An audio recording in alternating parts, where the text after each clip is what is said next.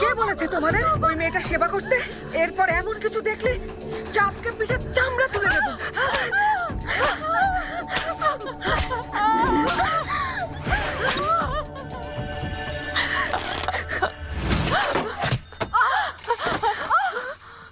এ কি হলো?